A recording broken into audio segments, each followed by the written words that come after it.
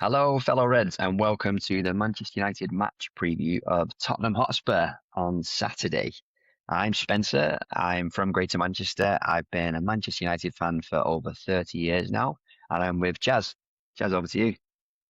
Hi everyone, Charlie here from living in Edinburgh, but United fan for over 30 years, season ticket holder for 15 years. So yeah, looking forward to this preview before we smash Spurs. Yes, let's go. Lads, it's Tottenham.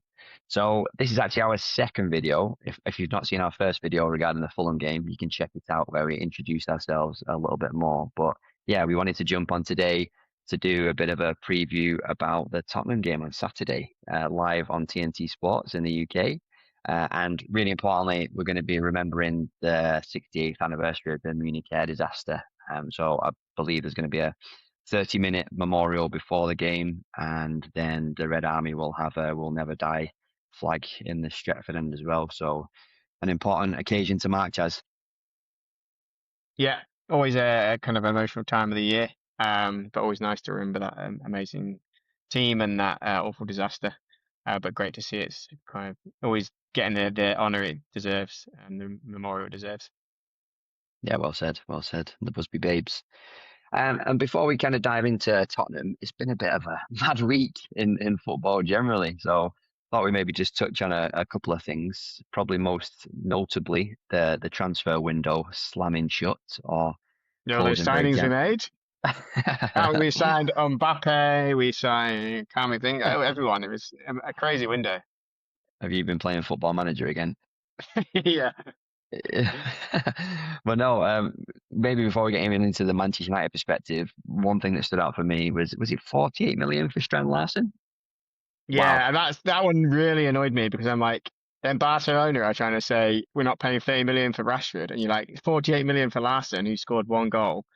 Like, Yeah. I'd rather have Henrik Larsen than Buddy Strand Larsen. Like, yeah, Hey, absolute joke price. I would definitely take Henrik Larsson. What a player! What a player! But yeah, Yeah, that one stood out to me. I think he's got some potential there, but the price, and yeah, then for yeah, the Mateta deal to fall through as well, like, just yeah, yeah. We madness had him there. for Palace, but the joys of the transfer window. Yeah. But yeah, a quiet one from a United perspective. Obviously, a couple of things kind of going out and that kind of stuff. But what do you think? I kind of expected it. Like, you kind of understand that they probably don't want to invest like any small amounts or random amounts for some stopgaps. Like they keep saying, like they only want to get the people who they want to get in the summer, if they could bring it forward, or they're at risk losing it. So I think it's the right strategy. Like it would be nice to have a midfielder come in case Casemiro gets injured, or like a left winger, but I wouldn't want us to sign someone random who's not at the standard we're looking to get to in the summer. So there's no point signing like a 30 million midfielder who when we need to be signing 70, 80 million midfielders like Anderson and Baleba and people like that. So I think it makes sense to not do anything. Maybe a cheeky loan deal would have been nice just to get a bit more legs in the squad. But I guess if they weren't out there, they weren't out there. Yeah, agreed. I'm I'm torn because I think having a quiet window this window and making it pretty obvious that the summer's going to be a big one for us does put a bit of pressure on us, to be fair, because then everybody knows that in summer Yeah, that we we're got money, coming, we've got money and we've got especially if we get plans. Champions League football. Yeah. Yeah, yeah, we are getting rinsed, aren't we? So I think I saw the other day that if you finish fourth, you get 100 is either 146 million or 160 million. But and then obviously you get all the Champions League money, which is like 2 million for every league game. And then obviously it gets even more. So the monies will be crazy if we do get Champions League. So yeah, everyone's going to be putting an extra 20 million on top of any player probably, especially in the Yeah, mid centre mids because everyone knows we need one. Especially with Casemiro leaving, everyone knows like United are coming and they've if we've got Champions League football, they know we've got money as well. So I think yeah, but it's going to be frustrating. I think because it's so hard when people know we're desperate for a particular position that we won't overpay. But I think the INEOS, to give them some credit, is they were better in the transfer market last year, particularly at like just not spending willy-nilly. So hopefully that continues this summer. Yeah, I like it. I mean, tell everybody your main six is going for definite, and Yeah, then exactly. make it Yeah, really obvious that you need one. And like you say, if we get Champions League, though, fingers crossed, it could be a fun one. But let's keep some faith in the new structure, and yeah. I guess we hopefully have we got a bit of can. money coming in, right? Yeah, With it's true. Højlund 40 million, Rashford 500,000, or whatever Barcelona are going to pay. Um, and then a few others. Xerxes will probably go. Ugarte will hopefully go. Um, so yeah, there should be a decent money, a bit of money to spare. 'Cause I think we probably need to sign in midfield. We need to sign two starters, and you probably need like unless like Collier or Saka Kone can come in and kind of be the squad depth. You might even need to sign like a more squad player, maybe someone older or like, something like that. I think it's hard to embed lots of signings in one go, so it's going to be tricky. Yeah, yeah. And maybe Toby Collier going out on loan, a little bit of me thought, he could be someone worth keeping around Yeah, I for thought keep that. Even just to give Casemiro extra rest sometimes. If you take him off after if we're 8-0 up against Spurs on Saturday, then take Cass off after 50 minutes and then bring on Collier and get a bit of youth in there. yeah, But I think it would have been better to maybe keep him. He was the only real one I was thinking maybe we should have kept because he's got first team yeah, experience and he's done a decent job when he has come in. yeah, agreed. And I guess looking around, annoyingly a little bit, Man City signings in terms of Semenyo and Guéhi. Like I was watching Semenyo last night and just Yeah, thinking he would he's slot good. in very well. And Guéhi, And as an England Guéhi, fan, Guéhi is an absolute steal, right? 20 million. yeah, what was it, 20 million? Ouch. Yeah. And I know you're not, Chaz, and I am an England fan, but watching him, he's a player. So I think there's two players that in another Man United lifetime we could have snapped up Yeah. ahead of them, and they would have probably, well, definitely added to us. But not to be. And let's hope we can just carry on the good vibes and the good feelings, and then obviously finishing the Champions League and have a massive summer, and Yeah, yeah. finally plug those midfield gaps that we've been needing. For 10 years, yeah. Just for 10 years, just for 10 years. And a couple of other bits. Arne Slot and Pep cracking up. Slot saying, apparently, that it's all about good football and trophies don't matter. I'm paraphrasing as a Man United fan, but that's what I took from it. Yeah, yeah. Yeah, he's Yeah. just a bit of an idiot, isn't he? Like, what's he? But also, they don't even play that good football at the moment. So if you call fucking conceding ridiculous goals all the time good football, then crack on. I'm enjoying it. Yeah, I mean, it's a bit of a Dutch Ajax kind of way of doing things, but they used to win trophies as well. So Yeah. yeah, a bit of a strange one. And then Pep definitely behaving like he knows he's off in the summer. From my point of view, what do you think? Yeah, all this sort of net spend stuff he's yapping on about, like, it's like, mate, you're selling youth players that have never seen the first team for like 50 million. It's like, well, it's something 113, maybe it's 128 now. Something adding some of those signings on as well. It's a bit dodgy. So his net spend thing's a load of bollocks, basically. Um, Yeah, like he spent so much money, and obviously we have as well. And obviously we can hold our hands up, and we've largely wasted that money, and we're not good enough at yeah. selling. Um, but I don't know. I think you've got to take some of their financial transactions with a pinch of salt, in my opinion. Yeah, nicely said. Yeah, I agree. It was in his interviews yesterday around the Spurs game as well. He just kept saying things about four in a row and five times in 10 years. It feels like he's on his way out and just trying to remind everybody like what he's Yeah, done. that what he's done. Knowing he's Yeah, not going to win anything this year, he's like, remember what I did do. yeah, So yeah, I wonder who they'll bring in. Um, but he will be a tough act to follow, to be fair. yeah. Like we joke, but top manager. But Yeah, yeah, be glad to see him go. And yeah, he's definitely, probably definitely. probably updating his LinkedIn profile as we speak with all these achievements Yeah, to make exactly. sure Yeah, everyone, nobody forgets. Nobody knows forgets. what he's done. Yeah, yeah, Yeah. Right, a little bit about the week there. Just thought it was worth touching on it, obviously, because a few things going on. But let's get into it. Man United v Spurs on Saturday, lads. It's Tottenham. Let's start with Spurs. Yeah, I think picked up that they've got quite a few injuries. To be fair to them, and things aren't going yeah, very yeah. well. I think Danso's confirmed out for this game. They've got obviously other long-term absences like Maddison. Um, I was hearing that Frank expects Van de Ven and Romero to be back, which is, I was going to say, is good for them at the back, but I'm so unclear with Tottenham in terms of they seem more of a threat going forward than they are at like keeping clean sheets. Yeah, that's true. So Yeah. mad one. And then obviously Is the recent, Solanke fit? not sure. Yeah. Yeah. It'd be good if he's out as well, because I don't know who they're starting up top. But Yeah. And not, we don't want to focus on them because things are great for us at the moment and feeling really confident. But just touching on Spurs, obviously the Conor Gallagher recent addition as well. What do you think about them and the threat that they might pose to us?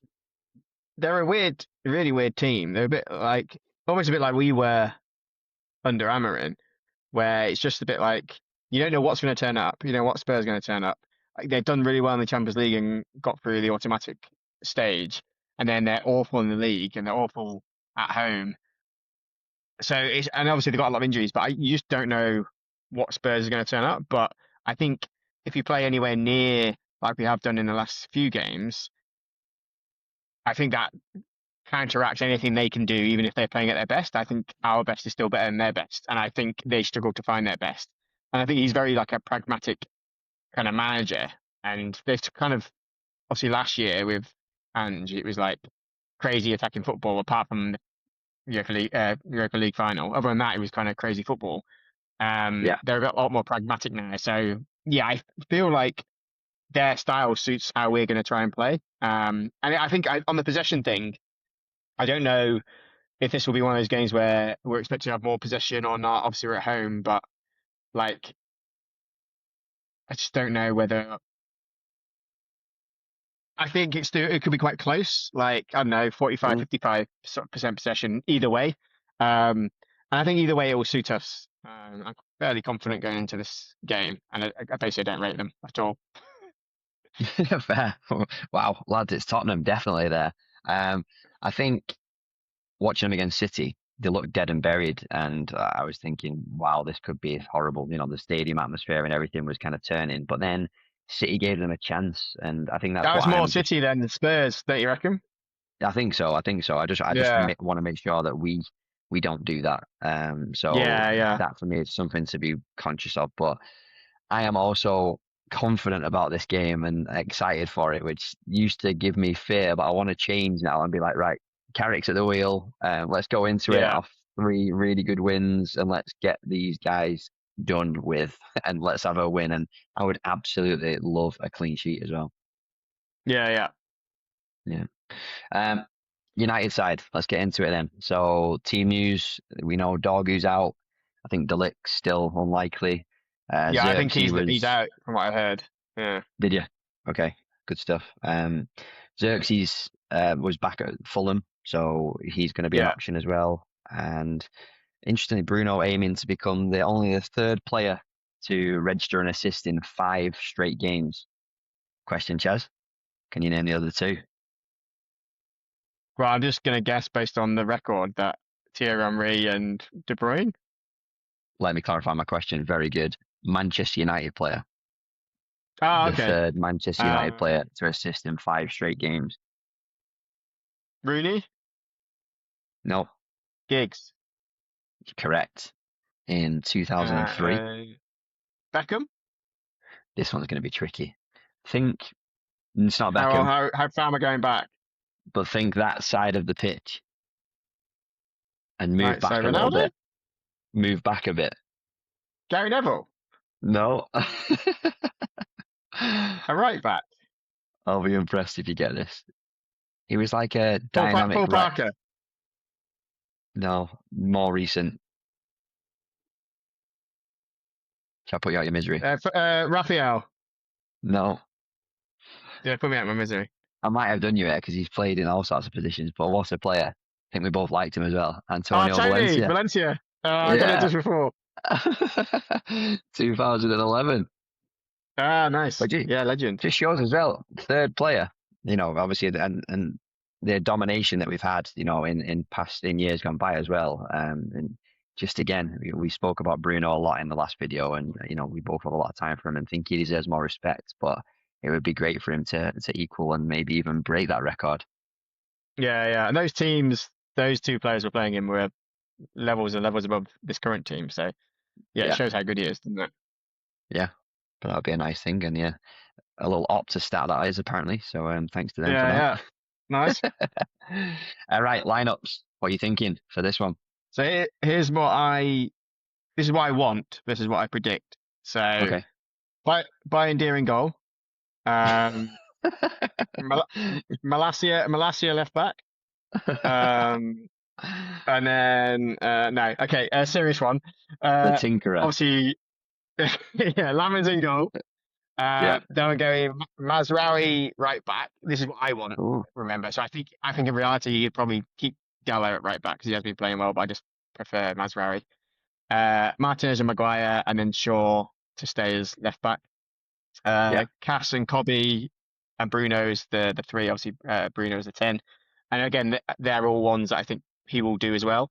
And then I personally would go. This is what I want: Bry, Šeško, and Ahmad as my three. So I'd Right. drop Kuna back to the bench just because I feel I just really want Šeško to get a start, and I think Ahmad suits his play better by kind of getting at players, getting crosses in, and I think Šeško will be there to do it. And then you've got Kuna off the bench. But I think in reality he will do what he's been doing already. So it'd be Brian as the striker, and then Kuna and Ahmad as the sort of the wingers of the 10. So I think that's what he will do. But I just kind of want to see Šeško start, and I want to see Mazraoui as a right back because I think that's his best position. So that's my predicted / what I actually want.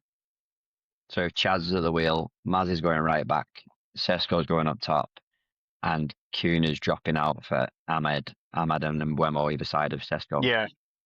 Yeah. Nice. Yeah, I'm a Mazraoui fan as well. I think he'll stick with Dallo. And to be fair, Dallo's not really put a You foot can't wrong really recently, argue, and right? Yeah, exactly. Yeah.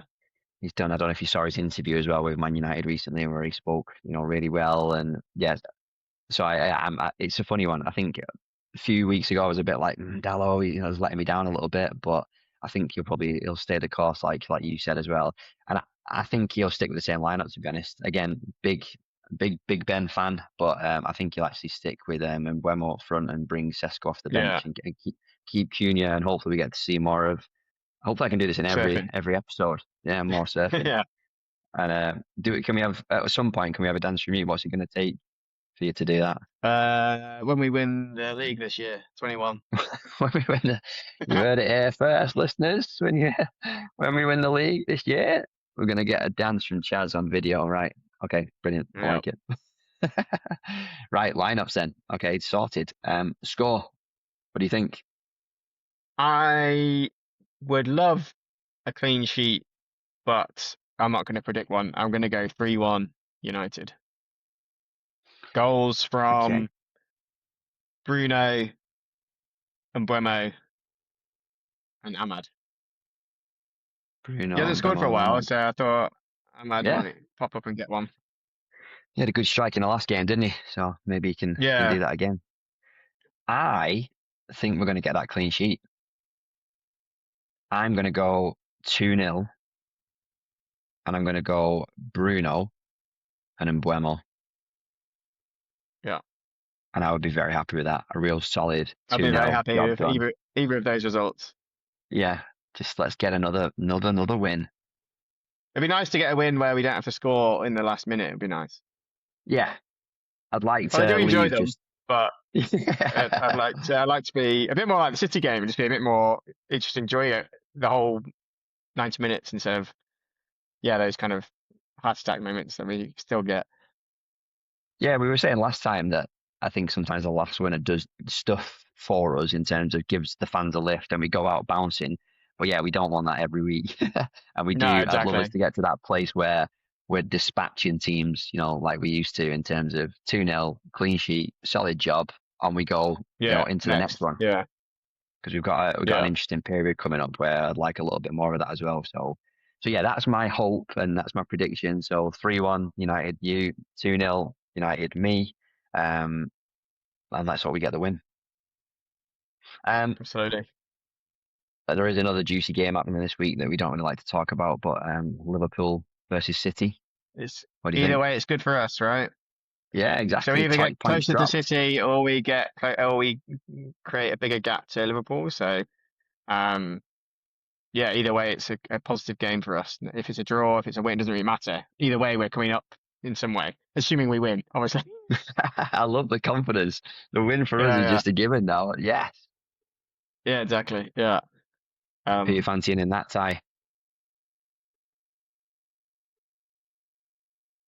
I don't know. I'm kind of going towards Liverpool for that one. Obviously, they're at home, and I think City have just been a bit rubbish recently. Like maybe Guéhi can solidify that defense a bit more. They obviously rested Haaland and stuff last night, so I don't know. I just feel like Liverpool might win it, but it might. Yeah. Or yeah, I'm leaning towards Liverpool, but obviously hope they both lose. Yes, yeah, let's hope they both. Yeah, I don't know if you watched the City and Newcastle game last night, but yeah, obviously City scored some good goals and looked dangerous going forward, but they were so open as well. Like Newcastle could have scored three, maybe four goals. So I think there's going to be goals in this one. I could Yeah, I see saw they maybe missed some sitters, right? yeah, they did. Yeah, maybe like a 2-2 or something a bit bonkers. But like you say, just happy for points to be dropped there. Yeah, And yeah, and then hopefully if we get our win, it's even better for us. yeah, 100%. And then yeah, looking around, no other real fixtures of note. Keeping an eye on the league table a little bit, trying to bring Villa down. And like I say, that Liverpool City match as well. But looking forward to a weekend of football, Chaz. How about you? Yeah, and the rugby starts this weekend as well, so it's a full action sport weekend with the Six Nations starting. So yeah, I'll be watching a mixture of the both. Yeah, shout you the rugby guy. I'm not a massive rugby fan, but I'll let you have that one. Yeah. But yeah, weekend of sport. Right, let's leave it there. Thanks very much for watching or listening, depending on what you're doing. As always, please let us know what you think. What you think about this, what you think about Man United, what you'd like to see more of, less of. Give us your comments, and really importantly, please help us out by liking and subscribing and following us on whatever platform you're watching or listening to this on. But thanks very much for your time. We'll see you in the next one. Come on, United!